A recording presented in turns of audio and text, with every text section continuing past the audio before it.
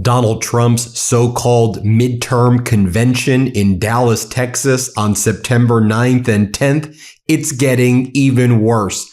As though it wasn't bad enough that no major MAGA Republican Congress member wants to actually speak at the event, and no one has RSVP'd to show up at the event, when they just released the name of the keynote speakers at an event that no MAGA Republican Congress member wants to be associated with because they don't want to be on a stage next to Donald Trump. Get this. Guess who they had as one of their main keynote speakers?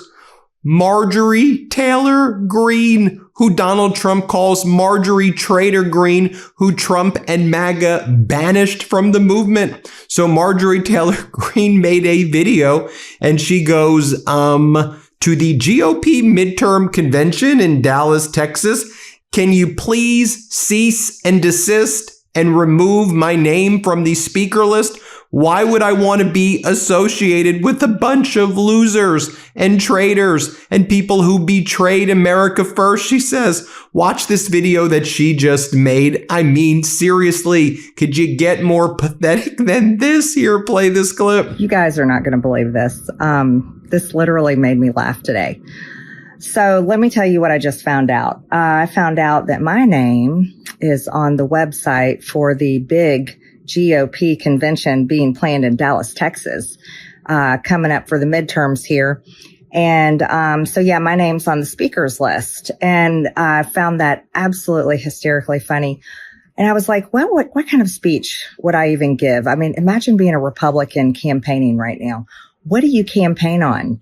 Do you campaign on no more foreign wars while the president drug us into a war with Iran on behalf of Israel? Is that what you campaign on? Do you campaign on affordability, lowering the cost of housing and groceries and gasoline? That's pretty hard to do, especially under full Republican control. Affordability has not gotten better. Cost of housing hasn't gotten better. And gas and diesel is not better at all because of the president's broken campaign promises and betrayal of him running off and going to war with Iran and bombing a children school, blowing up a bunch of kids and then totally denying it. Now, CNN reporting that Republicans privately worry that their, quote, Trumpapalooza convention is going to be a massive bust. Now, they put out their schedule over here and they claim that there's going to be 109 total items / speakers across both nights. What do you mean by items and speakers? Is a speaker an item? Okay, but nobody actually has filled these spots. And then you have the fact that the event will be taking place at the same time as the first night of the NFL. And then it will be right before 9/11 also. And so the images of MAGA Republicans partying in Dallas while the next day is the 9/11 memorial is so lowbrow and unseemly and disgusting. Here's how one article put it. 6 reasons Republicans dread Trump's midterm convention. 1, it's largely pointless. Theoretically, the point of the usual party convention held every 4 years is to nominate a presidential candidate. So why are we doing it? 2, it's poorly timed.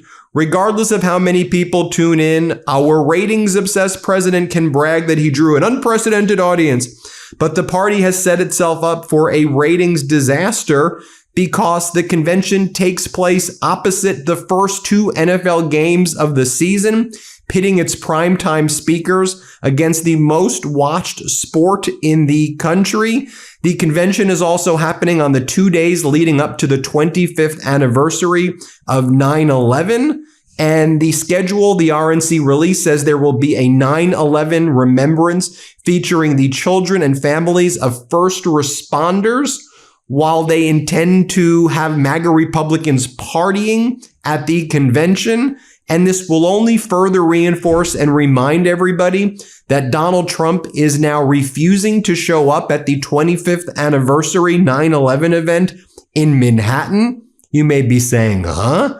Yeah, because he wasn't allowed to give a political speech or a speech in Manhattan on the 25th anniversary of 9/11, Donald Trump is refusing to show up. Trump is not planning to attend the ceremony in Manhattan for the 25th anniversary of the terrorist attack on the World Trade Center, in part because he wanted to deliver a speech, and the annual event has long barred remarks, according to 4 people with knowledge of the event. That was reported by New York Times. Now, in addition to the fact that this event is going up against the NFL and right before 9/11, it was also poorly planned. They did not send invites out until just a few days ago, and people were like, huh? It's also insanely expensive. It's $25,000 to attend, and it's being described as Trumpapalooza, where Donald Trump will be there both nights, and all of the events will be honoring Donald Trump. Why was Donald Trump so good on this issue? Why was Trump so good on that issue? Why was Donald Trump? And the American people hate this guy. His overall approval nationwide of Americans who strongly approve of him is at 13%. We're talking about the most historic lows, the biggest historic lows. Now, Marjorie Taylor Greene, who made it clear, I'm not showing up at this event. What do you mean? You have me as that's how sloppy you guys are? That's how bad of an organization you are? She reposted the Jesse Kelly show, and Jesse Kelly, right-wing guy, he goes, seems like the GOP is waving the white flag for the midterms. And Marjorie Taylor Greene goes, true, but honestly, the GOP would just be setting donors' money on fire. What are they campaigning on? 50-year mortgages, the Iran war driving inflation, $4.50 gas, or $5 to $6 diesel, glyphosate everywhere. What's going on? Voters feel the same way. 2 Iowa women over here describe the brutal reality of rising costs. Here, play this clip. I mean, it's all hard. I mean, to be honest, I know this is going to go out in public and it's kind of embarrassing, but like at 44, I just moved back in with my mom this past weekend. I got divorced 2 years ago. I mean, I have a college degree. I have a really good job, but like rent prices are going up. Gas prices are going up. It's hard. It makes me feel like I'm a horrible mother sometimes because I'm stressing about what I'm going to do, or do I have enough money to put gas in, or do I need to buy eggs and milk for my child, or do I need to not go to work every day to make that money because gas prices are so expensive. How about this MAGA Iowan right here? He's a Trump voter. This is what he has to say. Play this clip. 2 years out of high school and I'm already struggling for my life. It's just, that's not the American dream. If you could talk directly to President Trump, what would you tell him right now? I would just look him in the face and just say, you. That's about it. And then MAGA Mike in his really weird and creepy MAGA Mike way, which is just his very existence, earlier yesterday said Donald Trump called me and he said, MAGA Mike, we got to do a Dallas convention, MAGA Mike. Well, you may have wanted to do some modicum of planning, and also the fact that it's in Dallas. A lot of MAGA Republicans are like, you're taking us away from precious campaigning in order to be at this event. Nah, we don't want to go. And so, as I reported the other day, Puck, who broke the first story about what chaos this event is all in, they said that they reached out to every MAGA Republican in competitive districts, and none of them say they're going to be going. We'll see what ultimately happens, but they've got no one to say they're going to actually show up. But here, MAGA Mike yesterday was in Texas, and MAGA Mike said the following while he was by Monica De La Cruz, who's losing right now in her congressional district, and Democrats are ahead in these seats. Play this clip. The president called me 2 nights before Thanksgiving last fall, and he said, Mike, we got to do a midterm convention. And I said, that's not a thing. And he said, make it a thing. Okay, so we're going to do a midterm convention September 9th and 10th. First time in history any party's ever done this. We're going to Dallas, Texas, y'all. Could have been anywhere in the country. Go to Texas, all right? And we're going to have everybody there, 2 nights of earned media on national television. We're going to parade all of our stars across the stage. We're going to highlight the great work of people like Monica De La Cruz, okay? Yes. We're going to talk about what we've done for the people. And then the president's going to look right into the camera and say, I am on the ballot, okay? Because even though his name isn't, right, His administration, his legacy, the America First agenda is we got to get people to turn out. Last hopeful point. I was on the phone with Newt Gingrich several months back, and he said, Mike, think about, and I talk to him all the time because he's one of the great strategists. He's one of the great historians of Congress. He knows this better than anybody. He said, Mike, this is the thing to tell people to make sure they know the hope. This is a tough one. This midterm, well, we can win it. Hold the majority. Just hold the majority. Get people like Monica elected. This is one of the toughest races in America. Y'all know. We got to fight hard. We cannot take this for granted. As good as she is, they are fighting to take her down. You understand that? They're spending, they're outspending you 4-1 right now. Okay. So it's going to come down to you, to all of us. All right. But Newt says, hold the majority. And the next 2 cycles are so much brighter days ahead, because in 2028, think of it. How many of you know we have a much deeper bench than the Democrats do for the presidential race? Okay.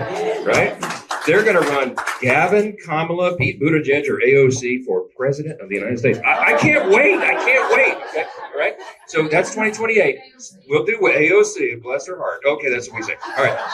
Then you go to the next one in 2030. Now, this is where Texas really shines. This is what I'm about to tell you. This is very important. We're going to have the 10-year census in 2030, right? The census will reflect the mass population exodus out of the blue states to the red. Everybody's leaving California, New York, New Jersey, Illinois. Guess where they're coming? Texas, right? Florida, Tennessee, the Carolinas. So what happens is when the census reflects the population shift, we're going to get reapportionment, right? We're going to get more Republican seats in the red states where they belong. And guess what, y'all? Dude says, Mike, at that point, after 2030, you guys can build a durable, governing, common sense, conservative majority for a generation or longer. And that's how you keep the communists at bay. Texas, baby. Right? And then MAGA Mike later that day did this weird, very creepy Trump impression. Here's what he did with one of the MAGA candidates, so you can see again how weird and creepy this was. Let's play this clip. Let me give you the words of the president himself. Mikey, straight out of Central Casting. Okay, that's what he says. He says,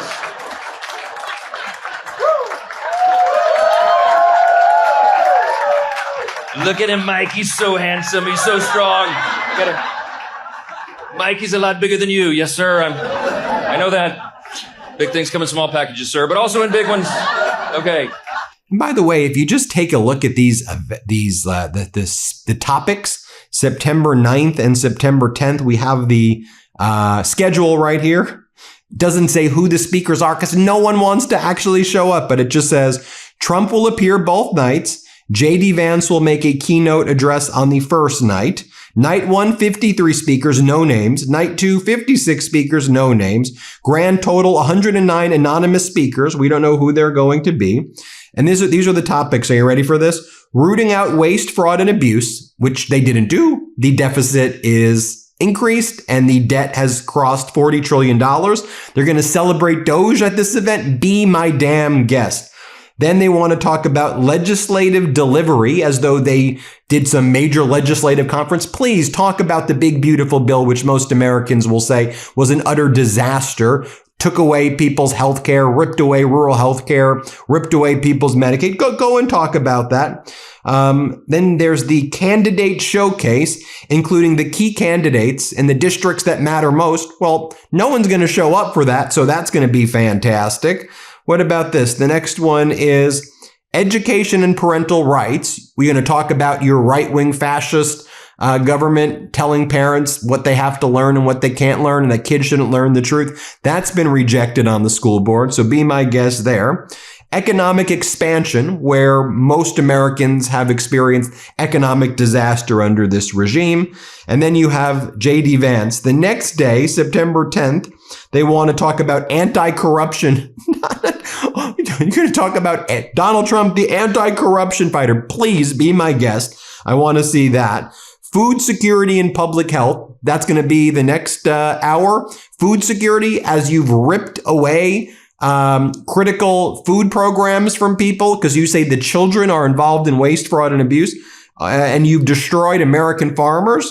Okay, you're going to brag about that frozen mystery beef that you're bringing in to undercut our farmers and our ranchers by 25%. Be my guest. Talk about that. Then they're going to talk about patient first reform. Trump RX. Okay, good luck telling people that their prescription drug prices decreased 600%.